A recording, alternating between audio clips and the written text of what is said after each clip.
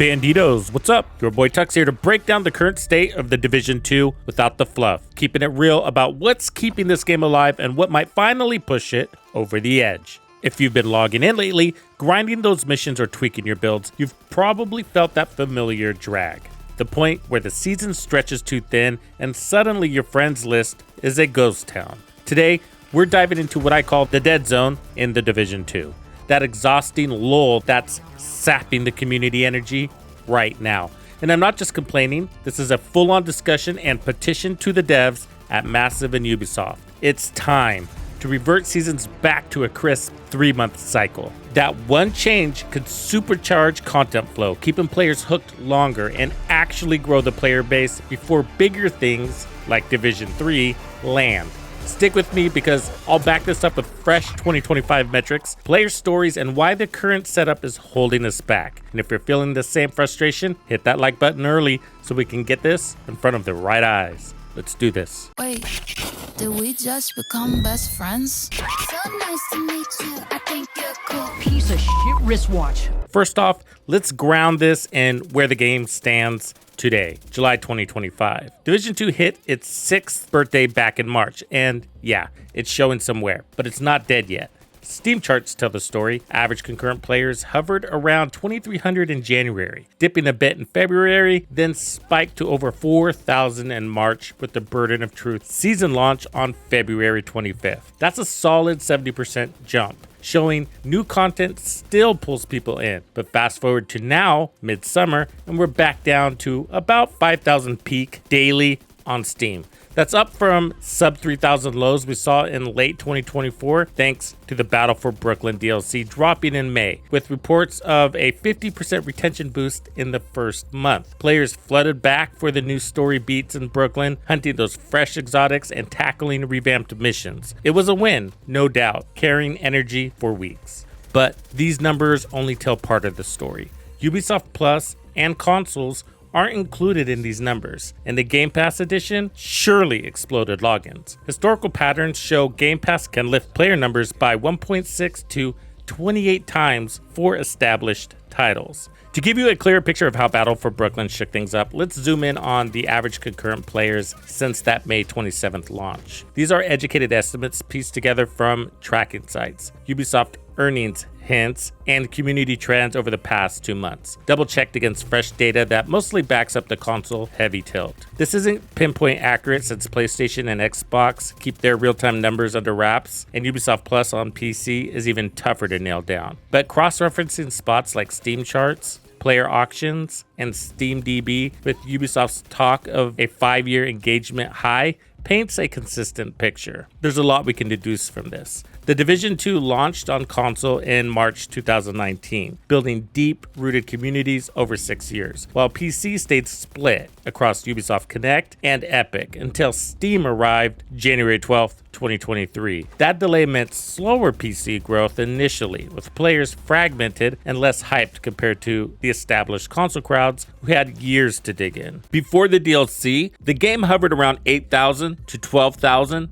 total concurrents across platforms, with Steam at about 2,782 monthly average in April. Consoles combined shouldered more thanks to their longevity at a midpoint of 6,955, and Ubisoft Plus adding around 974. The DLC syncing with Xbox Game Pass lit a fire. Ubisoft highlighted activity surging to levels unseen since May 2020 after Warlords of New York, when totals routinely cleared 20,000. Game Pass typically juices engagement for games like this by 1.6 to 28 times, averaging 8.3 times more players from what I can gather from industry breakdowns. Reddit and YouTube chatter points to a June peak, smashing recent marks, likely 35,000 to 40,000 concurrent, with consoles driving the bulk due to baked-in loyalty. Probably consoles combined pushing 22,000 to 30,000 from the Game Pass wave, Steam around 14,800, and Ubisoft Plus at 2,000 to 3,000, before dropping to July's average of 14,000 to 20,000 total as the initial wave cooled. With Steam at 4,619, consoles combined at a midpoint of 11,548, holding about 30% retention, typical for Game Pass, and Ubisoft Plus at around 1,617. That slide from June's monthly average of 25,638 down to July's midpoint of 17,784 marks a roughly 31% drop-off, which is textbook for live service games after a big content hit, where the rush clears the new stuff fast, but the long 4-month season leaves folks drifting without fresh hooks, turning excitement into that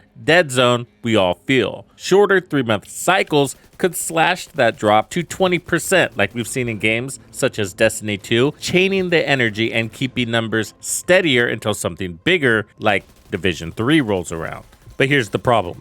Even with these hits, the 4-month season structure, switched up a couple of years ago to give devs breathing room for quality, creates this predictable dead zone. Remember why they extended it? Back in 2023-ish, Massive said the extra time let them push narratives and balance gear without rushing. And credit where it's due, the Climax missions that cap each season have delivered. We've got 2 under our belts now, with a 3rd coming up since the concept started, each a handcrafted overhaul of an existing spot with master difficulty that ramps up the tension. Take the latest one, in Burden of Truth. Players ran it 15 to 20 times on average for the challenge, the exclusive exotic drop, and the hidden Easter egg that ties into the lore. Still, by month 3, the excitement crashes. You've cleared the season journey in the first 4 to 6 weeks if you're dedicated. That's all of the modifiers, the apparel unlocks, and the bulk of the past rewards. Events calendar? It's front-loaded with the cool stuff like XP boosts, leaving recycled global events we farmed forever. Right now, in the mid-2025 stretch, forums are lighting up with threads like "Season feels endless. Where's the spark?" Players vocalizing their fatigue. And lots of chatter about bouncing to other games. People are just exotic and XP farming, which is like doing chores on summer vacation. If seasons snapped back to 3 months, we'd hit that climax peak without the dip, keeping energy high. Then the next season rolls in just days later. Imagine chaining that Brooklyn DLC hype straight into whatever's next, without losing 20 to 30% of active players to boredom, based on those Steam drops we see every cycle. I get it. Some will say we need way more than shorter seasons. A full overhaul to fix the bugs that stack like bad habits. Deltas, stash glitches, broken directives. Bugs in this game, they're not new. And with Ubisoft's rough year of layoffs in 2024, the small team can't miracle everything. The game's engine is 7 years old, and every patch risks breaking something else. We've all dealt with it. Modifiers help us cope, letting you tinker with builds and bonuses to see what extreme new version of a build you can demolish the AI with, but that's community band-aids for dev limitations. But I'm here for it. The Brooklyn DLC succeeded for what it was. Fresh zone, narrative punch, boosting player counts by 30 to 40% temporarily, per Ubisoft's own quarterly reports. Yet it wasn't enough to sustain growth long term because the underlying loop needs refresh, which they did with Seasons 2.0, but since they didn't rework global events, a big chunk of the content is still stale along with the extended timelines. And speaking of the future, Gamescom 2025 is just weeks away in late August, and Ubisoft's teasing big reveals. Though early leaks suggest it's more Anno and Assassin's Creed than Division bombshells. Set that aside for now. The real cure most of us crave is Division 3. It's officially in development at Massive, but reports whisper no release before 2027, maybe 2028, given Ubisoft's timeline crunches and personnel and restructuring issues. Players who stuck around or drifted away are holding out for that clean slate, where systems don't fracture under new content. In the interim, this skeleton crew can only deliver so much. Gear sets, seasonal stories, the occasional surprise like a crossover event. And I don't hate that idea, knowing Division 3 is out there, but the calendar, it makes things really dull.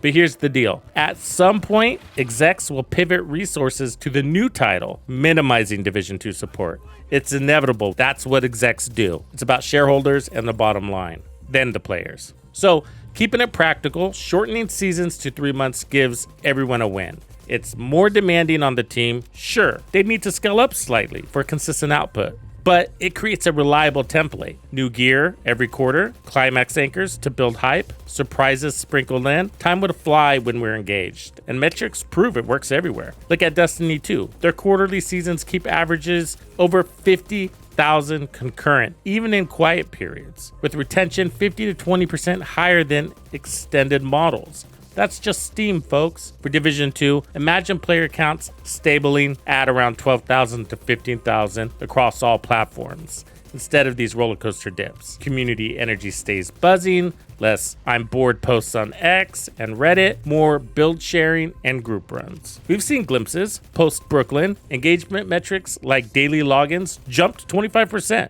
This isn't pie in the sky. It's grounded Petition based on data and 7 years of watching this game evolve. Devs, if you're tuning in, and I know community reps check these, reverting to 3 months buys you time to deliver quality without killing motivation. It stabilizes resource needs, caps the grind for your team, and keeps us invested until Division 3 drops. Players, if this resonates, drop your thoughts in the comments. How has the Dead Zone hit your playtime? Share stories, tag at the Division game on X, and let's make some noise. Like, sub if you want more deep dives like this, and share to spread the word. Together, we can nudge things forward. Thanks for hanging out. Catch you on the next one. Thank you for hanging out with me. I'm Tuxedo Bandito, and if you found this video helpful, be sure to hit the like, subscribe, and turn on your notifications so you don't miss out on the good stuff I have coming for you. And if you like content like this, be sure to check out the video I have recommended for you right here. If you have anything you would like me to cover, be sure to let me know in the comments below. And thank you to all the channel members and donors who make things possible. Tux Nation wouldn't be the same without you.